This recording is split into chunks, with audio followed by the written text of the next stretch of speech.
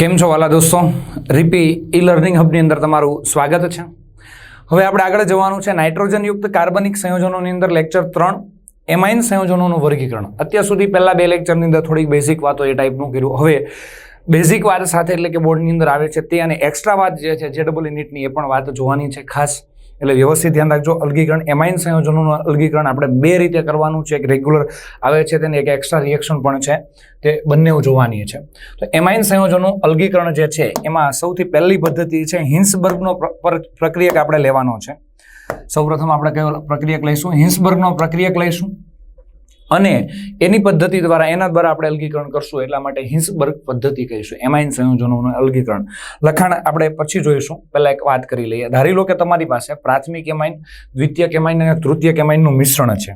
હું અહીંયા જ ડ્રો કરી દઉં વ્યવસ્થિત રીતે. આ એક પાત્ર છે દોસ્તો. આની અંદર તમારી પાસે પ્રાથમિક એમાઇન છે, દ્વિતીયક એમાઇન છે અને તૃતીયક એમાઇન ત્રણેય જે છે હું જરા અહીંયા ફટાફટ લખી દઉં છું.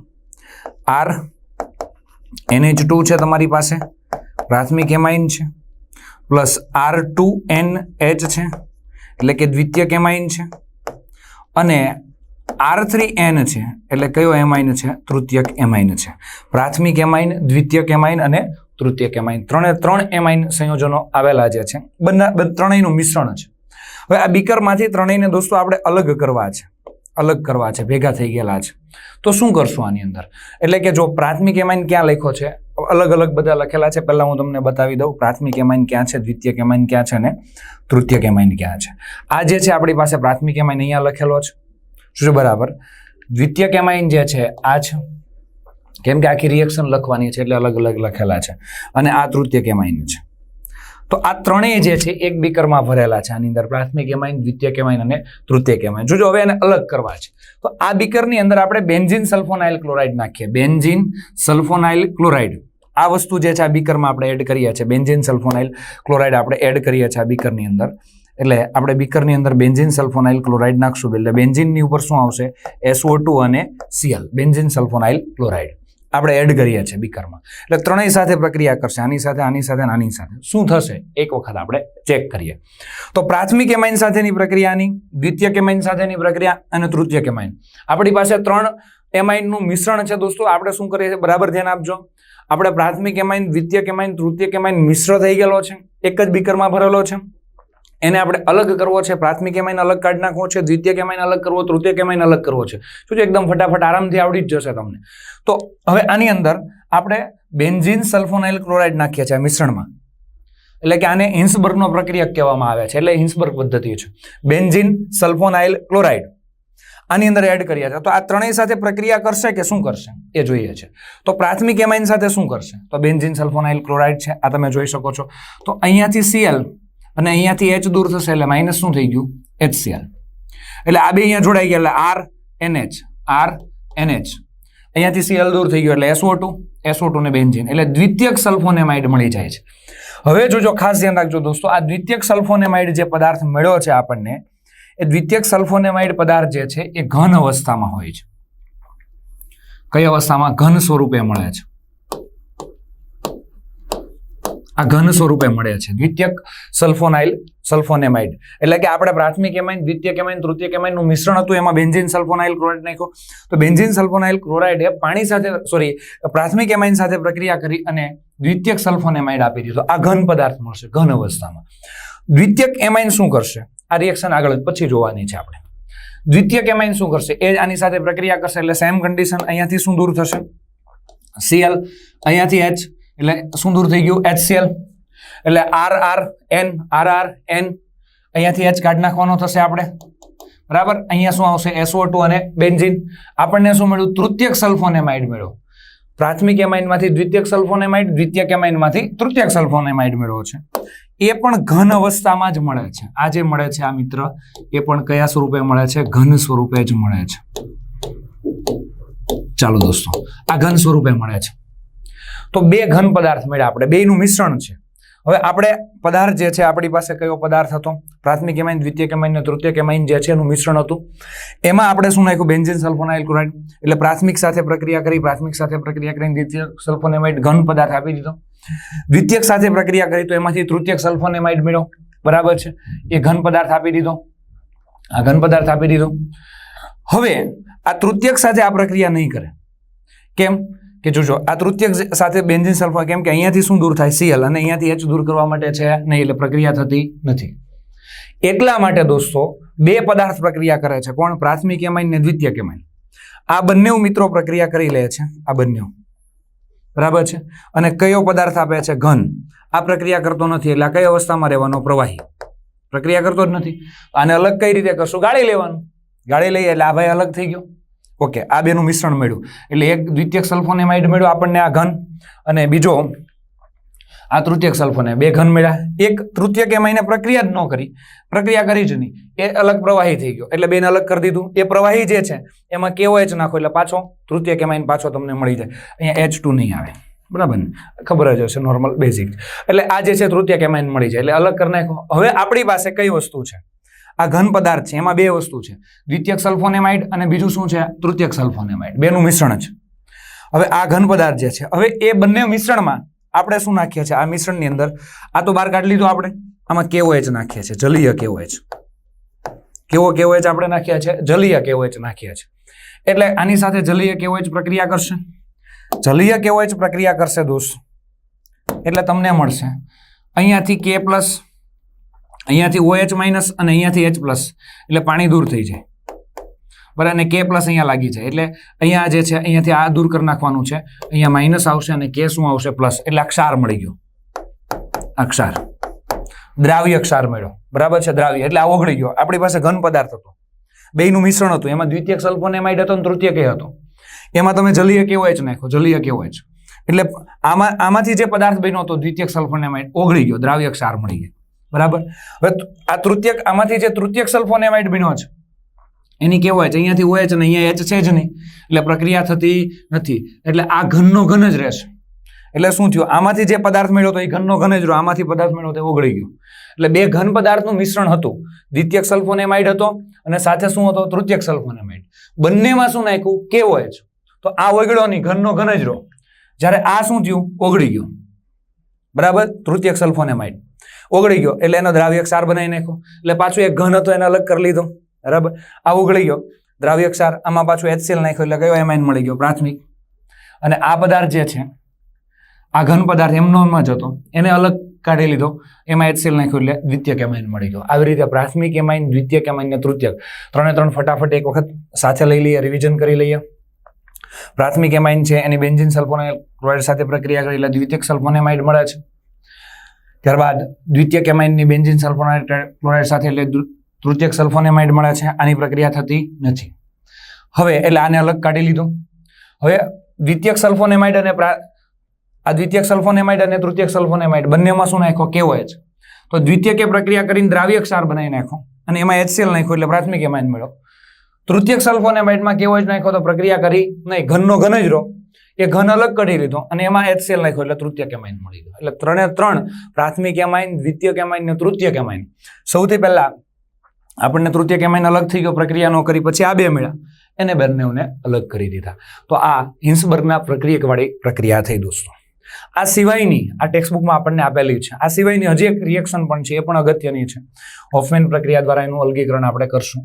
પહેલા સાદી વાત કરી લઈએ. ઘણી વખત સાદા એમાઇન હોય, પ્રાથમિક, દ્વિતીયક અને તૃતીયક એમાઇનના ઉત્કલન બિંદુનો ચોક્કસ તફાવત હોય, બરાબર છે. તો ઉદાહરણ તરીકે તમારી પાસે ઇથેન એમાઇન છે, ત્યારબાદ આ ડાય ઇથાઇલ એમાઇન છે અને ટ્રાય ઇથાઇલ એમાઇન છે. આને અલગ કરવા છે તમારે તો એને વિભાગીય નિસ્યંદન દ્વારા અલગ કરવામાં આવે. એ તો બહુ સરળ પદ્ધતિ, એમાં કોઈ કેમિકલ વાપરવું ન પડે. વિભાગીય નિસ્યંદન આપણે 11મા ચેપ્ટરની અંદર 11મા ધોરણનું 12મું ચેપ્ટર જે છે એની અંદર થિયરી, છેલ્લી થિયરીઓ છે, પદાર્થનું શુદ્ધિકરણ એની અંદર આવી ગયું છે. વિભાગીય નિસ્યંદન અલગ અલગ મળી જાય છે તાપમાનના આધારે, બરાબર. એ રીતે અલગ કરી શકાય અને ખૂબ જ સંતોષકારક પરિણામ મળે છે. એ રીતે પણ અલગ કરી શકાય, પણ ઉત્કલન બિંદુમાં તફાવત હોય તો થઈ શકે છે, નહીં તો ન થાય. હવે એમાઇન સંયોજનો અલગીકરણ આપણે હિન્સબર્ગની પદ્ધતિ દ્વારા કર્યું. બીજી પદ્ધતિ કઈ છે? હોફમેન પ્રક્રિયા દ્વારા. હોફમેન પ્રક્રિયા દ્વારા કઈ રીતે? ધારી લો કે હમણાં વાત કરી હતી એ પ્રમાણે જ જોજો, બરાબર. તો આ પણ એક ફટાફટ આવડી જ જશે આરામથી તમને. તમારી પાસે 3 એમાઇન છે, પ્રાથમિક એમાઇન અને દ્વિતીયક એમાઇન R2NH અને તૃતીય કેમાઇન R3N, આ ત્રણેયનું મિશ્રણ છે. આ ત્રણેયના મિશ્રણની અંદર એટલે કે પ્રાથમિક કેમાઇન છે, દ્વિતીય કેમાઇન છે, તૃતીય કેમાઇન છે. પ્રાથમિક, દ્વિતીયક અને તૃતીય કેમાઇનનું મિશ્રણ છે. એમાં ડાઇઇથાઇલ ઓક્ઝેલેટ નાખવામાં આવે છે. હોફમેન પ્રક્રિયા. ડાઇઇથાઇલ ઓક્ઝેલેટ. ડાઇઇથાઇલ ઓક્ઝેલેટ એટલે આ થશે ડાઇઇથાઇલ ઓક્ઝેલેટ. એમાં આપણે એડ કરશું. તો આ ડાઇઇથાઇલ ઓક્ઝેલેટ છે. COO C2H5 COO C2H5. Reaction તો અહીંયા લખવાનો જ છું. આ ખાલી એમ જ બતાવું છું. ડાઇઇથાઇલ ઓક્ઝેલેટ આમાં આ એડ કર્યું એટલે આની સાથે પ્રક્રિયા કરશે, આની સાથે પ્રક્રિયા કરશે અને આની સાથે. તો ત્રણેય સાથે શું પ્રક્રિયા થાય ચેક કરીએ આપણે. તો ડાઇઇથાઇલ ઓક્ઝેલેટ પ્રાથમિક એમાઇન સાથે શું પ્રક્રિયા કરે? ચાલો, તો આ ડાઇઇથાઇલ ઓક્ઝેલેટ છે, આ પ્રાથમિક એમાઇન છે. ખરેખર RNH2 જ છે પણ અલગ રીતે લખ્યો છે કે ને, RNH આજુબાજુ 2 વખત RNH. તો ડાઇઇથાઇલ ઓક્ઝેલેટ આપણે આ મિશ્રણ છે આપણી પાસે, પ્રાથમિક એમાઇન, દ્વિતીય કેમાઇન અને તૃતીય કેમાઇનનું મિશ્રણ છે. એમાં આપણે ડાઇઇથાઇલ ઓક્ઝેલેટ નાખીએ છીએ. તો એ પ્રાથમિક એમાઇન સાથે પ્રક્રિયા કરશે, દ્વિતીયક સાથે અને તૃતીયક સાથે કઈ કઈ રિએક્શન આપશે કે આપશે જ નહીં એ ચેક કરીએ છીએ. તો પ્રાથમિક એમાઇન સાથે શું થશે? તો આ ડાઇઇથાઇલ ઓક્ઝેલેટ છે. COO C2H5 C2H5 નહીં, પણ C2H5. પ્રાથમિક એમાઇન એટલે RNH2 સાથે પ્રક્રિયા થશે. એની સાથે પ્રક્રિયા થશે દોસ્ત, એટલે પ્રાથમિક એમાઇનમાંથી હાઇડ્રોજન, અહીંયાથી પ્રાથમિક એમાઇનમાંથી હાઇડ્રોજન અને આમાંથી C2H5O એટલે અહીંયા H લાગી જાય, આ હાઇડ્રોજન અહીંયા આવી જાય તો આલ્કોહોલ દૂર થઈ જાય, C2H5OH. એવું અહીંયા પણ થાય, C2H5O અને અહીંયાથી H એટલે આલ્કોહોલના કેટલા અણુ દૂર થાય? 2. તો આ ભાગ સીધો અહીંયા જોઈન્ટ થઈ જાય દોસ્ત. શું મળશે નીપજ? બહુ સિમ્પલ વાત છે. અહીંયા શું મળશે? C, અહીંયા C, O અને O. CO અહીંથી વધ્યું, અહીંયાથી શું વધ્યું? RNH અને અહીંયાથી પણ RNH આવી જશે. તો RNH ત્યાંથી આવી જશે તો અહીંયા આપણે લખી દઈશું R, ઓકે, N અને H, RN અને H. RNH અહીંયાથી આવી ગયો. તો આને કે આ 2 આલ્કાઇલ છે અને ઓક્ઝામાઇડ, આનું નામ થશે ડાઈ આલ્કાઇલ ઓક્ઝામાઇડ. એમાઇડ છે ને ક્રિયાશીલ સમૂહ એટલે ઓક્ઝામાઇડ. આ ઘન અવસ્થામાં મળશે. કઈ અવસ્થામાં મળશે? ઘન અવસ્થામાં. એટલે કે I પ્રવાહી હતા, ત્રણેયનું મિશ્રણ પ્રવાહી અવસ્થામાં, એમાં I પ્રવાહી નાખ્યું આપણે. તો એમાંથી આપણને ડાઈ આલ્કાઇલ ઓક્ઝામાઇડ મળ્યો. આની સાથે પ્રાથમિક એમાઇન સાથે પ્રક્રિયા કરી ડાઇઇથાઇલ ઓક્ઝેલેટની પ્રક્રિયા પ્રાથમિક એમાઇન સાથે એટલે ડાઈ આલ્કાઇલ ઓક્ઝેલેટ મળ્યો, ઓક્ઝામાઇડ મળે છે ઘન અવસ્થામાં. આની સાથે પ્રક્રિયા એટલે ઘન પદાર્થ મળ્યો. એટલે ઘન પદાર્થ એટલે ગાળીને અલગ કરી શકો છો. હવે દ્વિતીય કેમાઇન સાથે શું પ્રક્રિયા થશે? જો તૃતીય કેમાઇન સાથે પ્રક્રિયા નહીં કરી શકે, દ્વિતીય કેમાઇન સાથે શું થશે? પ્રાથમિક કેમાઇન સાથે કરીને ડાઈ આલ્કાઇલ ઓક્ઝામાઇડ આપ્યો, ઘન પદાર્થ. આની સાથે પ્રક્રિયા કરી અને કયો પદાર્થ આપ્યો? આની સાથે પ્રક્રિયા થઈ તો ઘન પદાર્થ આપ્યો. આની સાથે પ્રક્રિયા થઈ તો શું આપે ચેક કરીએ. ડાઈ આલ્કાઇલ ઓક્ઝેલેટ છે, આ દ્વિતીય કેમાઇન છે R2NH. દ્વિતીય કેમાઇન તો અહીંયા H જે છે એક જ છે. તો તમને ખબર છે અહીંયાથી શું દૂર થાય? C2H5O અને અહીંયાથી H એટલે શું દૂર થયું? C2H5OH. 2 નહીં આવે, એક જ આવશે, એક જ દૂર થશે. હા, બંને દૂર થઈ જશે પણ થોડોક જે છે એ ચેન્જીસ આવશે, એ આપણે લઈએ પછી. એટલે અત્યારે એક જ અણુ દૂર કરવાનો છે, પછી આગળ જોઈએ રિએક્શન. C2H5 તો અહીંયા તમને મળશે CO, અહીંયા CO, અહીંયા એઝ ઇટ ઇઝ રાખવાનું છે, O C2H5 થઈ ગયું. કેમ કે આની પાસે H એક જ છે એટલે એક જ સાથે પ્રક્રિયા કરશે અહીંયા પહેલા અને અહીંયાથી આ અણુ દૂર કરશે N H અને અહીંયા શું આવશે? R2. બરાબર છે. તો આને ડાઈ આલ્કાઇલ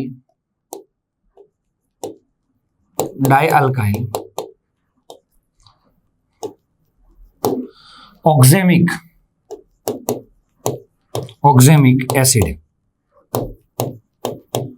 દ્વિતીયક એમાઇન છે એટલે 2 જગ્યાએથી વિસ્થાપન કરી શકતો નથી. ખાલી કેટલી જગ્યાએથી વિસ્થાપન કરી શકે? 1. એટલે ડાઈ આલ્કાઇલ આટલા ભાગને ઓક્ઝેમિક એસિડ પણ નહીં કહીએ, આપણે એસ્ટર કહીશું. આપણે શું કહીશું? એસ્ટર કહીશું. કેમ કે COO છે ને એટલે એસ્ટર આવશે, ઓક્ઝેમિક એસ્ટર. ચાલો, આવું મળ્યું. આ કઈ અવસ્થામાં છે દોસ્ત? પ્રવાહી. આપણે અહીંયા હતા, ક્યાં હતા એ હું જરાક તમને રિવિઝન કરાવી દઉં. પ્રાથમિક એમાઇન સાથે, આ પ્રાથમિક એમાઇન હતો એની ઓક્ઝેલેટ સાથે પ્રક્રિયા કરી એટલે ડાઈ આલ્કાઇલ ઓક્ઝામાઇડ મળ્યો, એ ઘન અવસ્થામાં મળ્યો, આની સાથે પ્રક્રિયા કરી તો દ્વિતીય કેમાઇન સાથે પ્રક્રિયા કરી એટલે દ્વિતીય કેમાઇનને પણ અહીંયા જોયો એની સાથે પ્રક્રિયા એટલે ડાય આલ્કાઇલ ઓક્ઝેમિક એસ્ટર એ કઈ અવસ્થામાં મળ્યો? પ્રવાહી અવસ્થામાં. એટલે અહીંયા જે પદાર્થ મળ્યો એ કઈ અવસ્થામાં મળ્યો? પ્રવાહી. અને આને પ્રક્રિયા કરી જ નહીં. તો આ પ્રવાહી અવસ્થા ઓલરેડી હતું જ, તે પહેલેથી જ પ્રવાહી અવસ્થામાં હતું. તો થયું શું? એક ઘન મળ્યો, ગાળીને કાઢી લો તો આ ભાગ બહાર નીકળી ગયો. હવે મિશ્રણમાં કેટલી વસ્તુ હતી? 2. તો આ ભાગ જે છે એ ઘન અવસ્થામાં છે. એટલે ઘન અવસ્થામાં કોણ છે? ડાય આલ્કાઇલ ઓક્ઝામાઇડ છે. એને ગાળીને અલગ કાઢી લીધો આપણે. અલગ કાઢી લીધો, 2 પ્રવાહી પડ્યું જ રહ્યું. હવે આની પ્રોસેસ પહેલા પતાવી દઈએ, પછી આટલા ભાગની પ્રોસેસ પછી કરશું. એટલા ભાગની આ ભાગની પ્રોસેસ પછી કરશું, કેમ કે આ કઈ અવસ્થામાં છે? પ્રવાહી અવસ્થામાં છે. આ ઘન છે એને બહાર કાઢી લીધો, આ ઘન પદાર્થને, એની પ્રોસેસ પહેલા પતાવી દઈએ. ચાલો, આ ઘન પદાર્થ બહાર કાઢ્યો છે. આ ઘન પદાર્થ જે છે ડાય આલ્કાઇલ ઓક્ઝામાઇડ કઈ અવસ્થામાં? તો ઘન. આમાં જોજો બરાબર KOH નાખવાનો. શું નાખવાનો? KOH. આ KOH જ છે, આને તમે ઓળખો છો, પણ કે આમ ઊંધું લખ્યું છે. KO અને H, KO અને H થઈ ગયું. તો આમાંથી અહીંયાથી RNH અને અહીંયાથી H, અહીંયાથી RNH અને અહીંયાથી H, એટલે RNH2 દૂર થઈ ગયું, એમાઇન દૂર થઈ ગયો. અહીંયા શું આવી ગયું? CO હતું. ઓકે થઈ ગયું. ઓકે ચલો, C ડબલ ઓકે, બે વાર ઓકે. તો પોટેશિયમ ઓક્ઝેલેટ મળે ને આ મળી જાય. હવે આ બંને પ્રવાહી અવસ્થામાં છે. આ બંને કઈ અવસ્થામાં મળે? પ્રવાહી. આ ક્યાંથી આપણે ભેગું કર્યું ભાઈ? આપણને આ ઘન પદાર્થ મળ્યો હતો, એને બહાર કાઢી લીધો ગાળીને. એ ઘન પદાર્થમાં શું નાખ્યું આપણે? KOH નાખ્યું. એટલે આમાંથી પ્રાથમિક એમાઇન મળી ગયો. પ્રાથમિક એમાઇનના પ્લસ પોટેશિયમ ઓક્ઝેલેટ. હવે આ 2 પ્રવાહી મળ્યા. આને ગરમ કરવાનું, નિસ્યંદન કરવાનું, એટલે આની બાષ્પ પહેલા બની જશે. એટલે નિસ્યંદનમાં ઉપર આ મળશે, અને પ્રવાહી જે છે એ પોટેશિયમ ઓક્ઝેલેટ, એટલે અલગ કરી લીધું. એટલે પ્રાથમિક એમાઇન મળી ગયો. હવે પાછા આવો, આપણી પાસે 2 પ્રવાહીનું મિશ્રણ છે. અહીંયા આ 2 પ્રવાહીનું મિશ્રણ જે છે એમાં એક દ્વિતીય કેમાઇન વાળો પદાર્થ છે અને એક તૃતીય કેમાઇને પ્રક્રિયા જ નથી કરી, એમને બેઠો છે. 2 પ્રવાહીમાં છે. તો એ બંનેનું મિશ્રણ જે છે એનું શું કરશું? હવે અહીંયા આ પ્રક્રિયા પતાવી દીધી. હવે આપણી પાસે 2 પ્રવાહીનું મિશ્રણ છે. કયા 2 પ્રવાહી છે? એક તો તૃતીય કેમાઇન છે જે પ્રક્રિયા કર્યા વગરનો જ છે, અને ઓક્ઝામિક એસ્ટર છે પ્રવાહી સ્વરૂપે. છેલ્લા 2 વિધા હતા તે. હવે આ મિશ્રણ જે છે એનું શું કરવાનું? એક તૃતીય કેમાઇન છે ને એક ઓક્ઝામિક એસ્ટર છે, એમાં દ્વિતીય કેમાઇન રહેલો છે, આમાં તૃતીય કેમાઇન છે. તો આ મિશ્રણને વિભાગીય નિસ્યંદન કરવામાં આવે છે. વિભાગીય નિસ્યંદન કરશો એટલે આ ડિલીટ થઈ જશે, ઉપર પહેલા દૂર થઈ જશે. તો આપણને મિશ્રણ વધશે. એમાં શું વધશે? વિભાગીય નિસ્યંદન. એટલે તમને ખ્યાલ હશે, ખ્યાલ આવ્યો ને? એવું ધારું છું, કારણ કે વિભાગીય નિસ્યંદન ગરમ કરવાનું છે. એક આખો ઘણો ફેરફાર થતો એક કોલમ રાખેલો હોય છે, એની અંદર ફરતું પ્રવાહી ઉપર જાય છે. એટલે પહેલા પ્રવાહી આ બહાર નીકળી જશે, આ બીકરમાં જ રહી જશે. કોનિકલ જે ગોળ તળિયા વાળો ફ્લાસ્ક હોય એની અંદર જ રહી જશે. અને હંમેશા નિસ્યંદન કરીએ એટલે આ બહાર નીકળી જશે. એટલે વધેલો ઓક્ઝામિક એસ્ટર જે છે, ઓક્ઝામિક એસ્ટર એટલે આ બરાબર CONR2 COO C2H5 ઓક્ઝામિક એસ્ટર. આ તો દૂર થઈ ગયો તૃતીય કેમાઇન, એટલે એને અલગ કાઢી લીધો, ઠારી લીધો અને અલગ બીકરમાં ભરી લીધો. ચાલો, હવે આ જે બીકરમાં વધ્યો છે આપણી પાસે પ્રવાહી, એ કોણ છે? ડાય આલ્કાઇલ ઓક્ઝામિક એસ્ટર. એમાં KOH નાખવાનું. શું નાખવાનું? KOH. આપણે KOH નાખશું એટલે ફરી પાછો આમાંથી દ્વિતીય કેમાઇન મળી જશે, અને પોટેશિયમ ઓક્ઝેલેટ અને ઇથેનોલ મળશે.